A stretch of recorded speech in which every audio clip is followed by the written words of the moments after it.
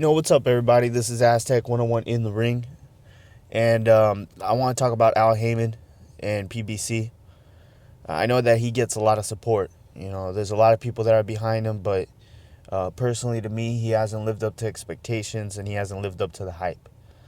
I think that, I haven't done a video about him, and it's been about a year. This video is more of a venting video, so I'm more going based on memory, and I know I'm going to leave things out because there's a lot to talk about. But I'll start off with, Al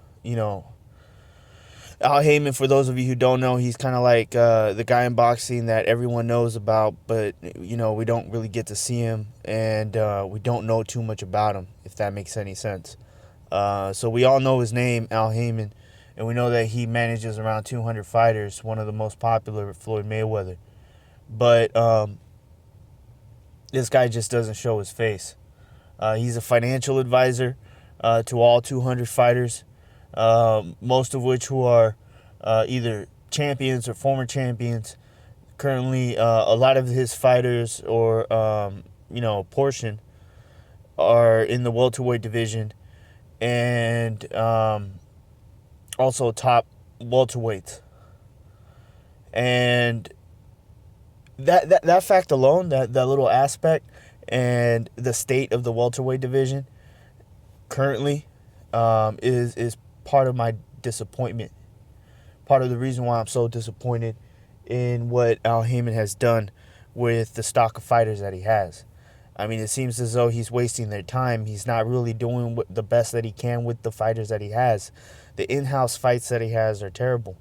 They're not really doing anything for their career. And then the fact that he's not willing to work with other promoters, that also adds to everything.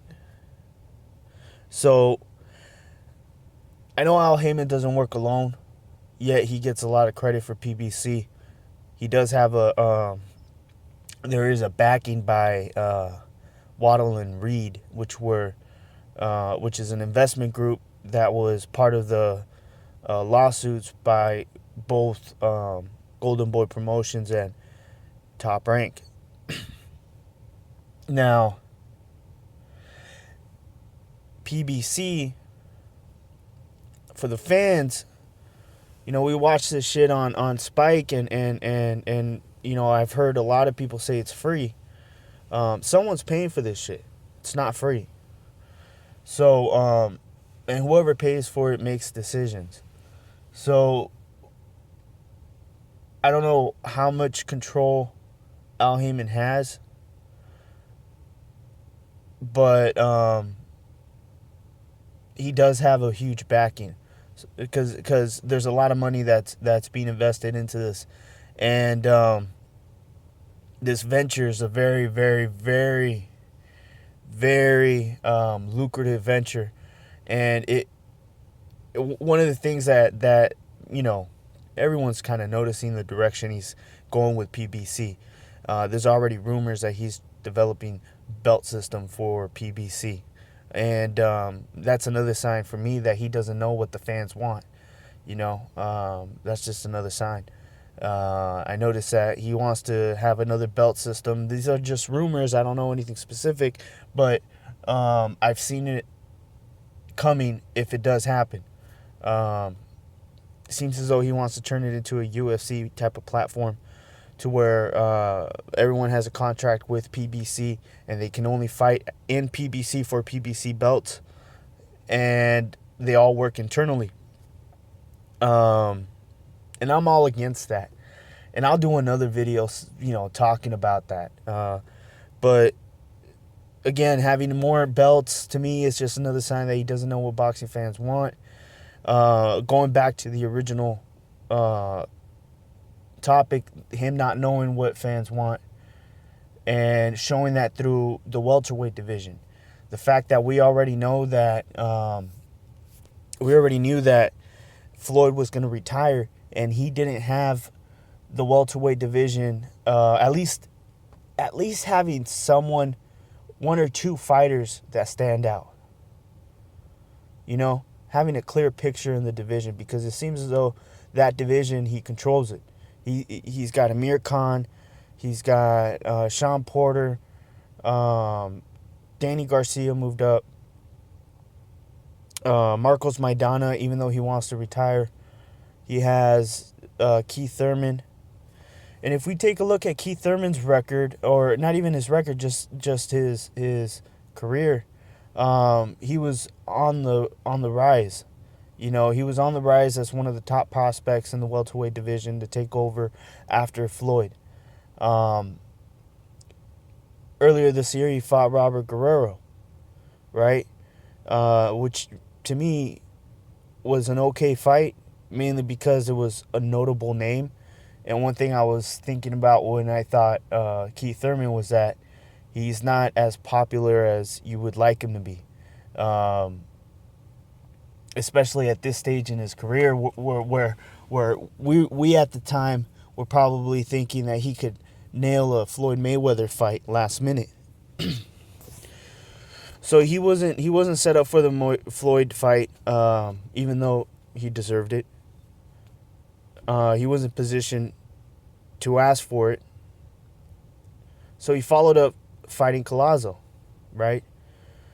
Now, one thing I do remember, too, is that, like, a few years ago, about a year and a half, people were bringing up Keith Thurman and Sean Porter. And this was a fight that, has been at the top of people's heads for a long time. That would have been a great fight for Keith Thurman. Instead, they put him up against, Luis Collazo, which didn't make sense to me. You know, Luis Collazo gets a title shot, even though not too long ago he lost to Amir Khan and was completely dismantled. So there was no reason to put him up against Keith Thurman. The fact that the one thing I didn't like about that was because it was unnecessary.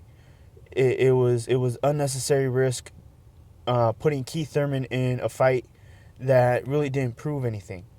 In the end, he could have suffered injuries that could stall him fighting someone else. And I think that's irresponsible. Knowing what the fans want is one of the key things in selling. You got to know what your customer wants. And the sad part is that he has what we want. Fans are willing to pay, but he has PBC that he's trying to launch. So his intention, it has nothing to do with making matches that that the fans want to see. He's not there to a lot of people look at him like he's some form of savior, as if whatever he's doing is for the better good of he's going out of his way to donate time, or he's doing this out of the goodness of his heart to better boxing. Like, no, this is all a business venture. He's trying to make a buck, right? So I just don't I don't think that he's interested in supporting the fans. To be honest, I don't even think he's interested in supporting the fighters. I think that money talks. So what he's doing, fighters are happy. They're getting paid. Yeah, that's the best way to buy someone. You pay them, right? So he's buying these fighters. He's paying them. Sure, they're happy because they're getting paid. But none of this is doing good for the fans. We're not getting to see the fights that we want. His intention isn't to promote these fighters so they have legacies to become Hall of Famers. What he's doing is trying to launch PBC so he can make a buck.